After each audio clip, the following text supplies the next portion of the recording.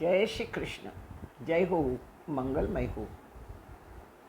મંદિરો, હવેલીઓ, દેવળોમાં દર મહિને નીત નવા મનોરથો થાય છે. અન્નકૂટ, 56 ભોગ, આંબા મનોરથ. એમાં કૃષ્ણને, શ્રીજીને ગમતું શું થાય છે?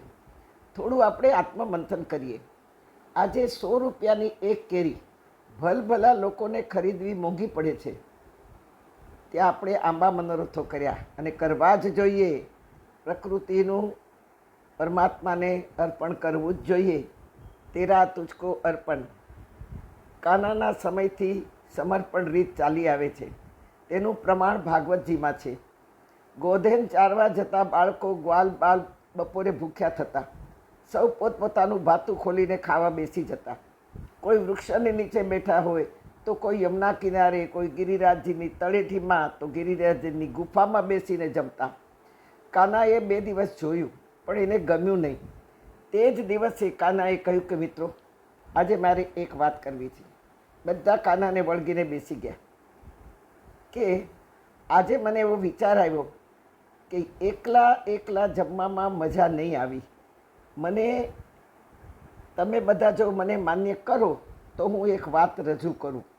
બધા બોલી ઉઠ્યા, હા બોલ બોલ બોલ કાના બોલ. હવે પછી આપણે રોજ બધા સાથે મળીને જમીશું. સૌ પોતપોતાનું ભાતું ખોલીને વહેંચીને જમીશું. ધીંગા મસ્તી કરશું, વાતો કરશું અને આપણે બધા સાથે બેસીને જમીએ. અને બાળકો તો તૈયાર થઈ ગયા. હા કાના, બરાબર બરાબર, તારી વાત બરાબર. રોજ નવું નવું ખાવા તો મળશે.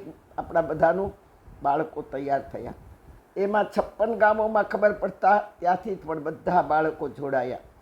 આપણે વર્ષમાં 1-2 વાર અન્નકૂટ ધરાવીએ, પણ ગોકુળમાં તો ગિરિરાજની તળેટીમાં તો રોજ અન્નકૂટ ભરાવા લાગ્યો.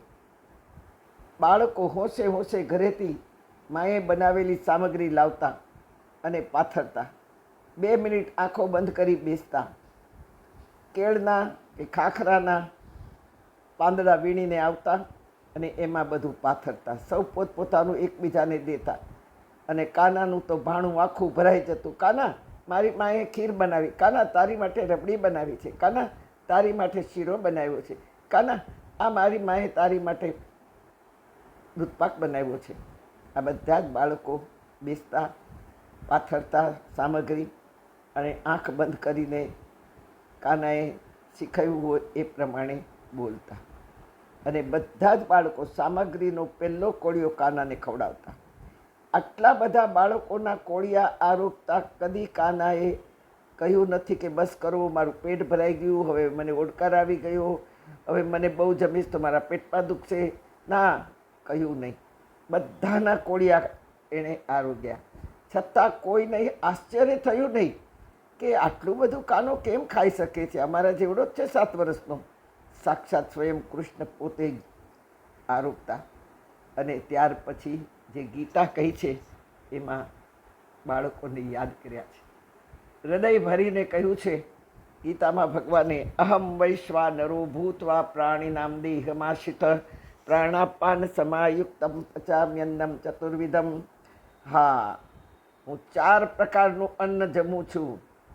પીવું, ખાવું, ભાંગવું અને ગળી જવું.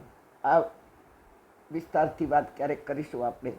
આ 4 પ્રકારનું હું અંદર બેસીને જમું છું, ગ્રહણ કરું છું. તારું આપેલું હું સ્વીકારું છું અને બહુ ખુશ થાઉં છું. અહમ વૈશ્વાનરો. પ્રત્યેક પ્રાણી માત્રમાં હું બેઠો છું.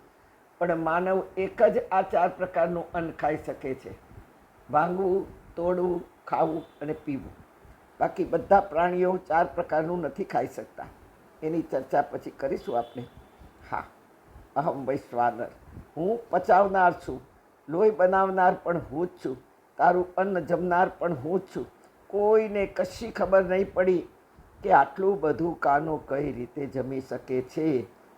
હા, નહીં તો આપણને ક્યાંથી ખબર પડે. જે સાથે રમનારા, સાથે આલિંગન દેનારા કાનાને પણ સમજ ના પડી કે આ લોકો કેમ સમજી નથી શકતા. જ્યારે આવા દૈવી પવિત્ર વિચારોથી આત્મજાગૃતિ થશે ત્યારે અન્નકૂટમાંથી આપણને મળેલા પ્રસાદમાંથી 2-4 કોળિયા ગરીબ બાળકને આપણે ભરાવશું. આપણે ભાગે આવેલી, આપણે હજારો રૂપિયા ન્યોછાવર કર્યા હોય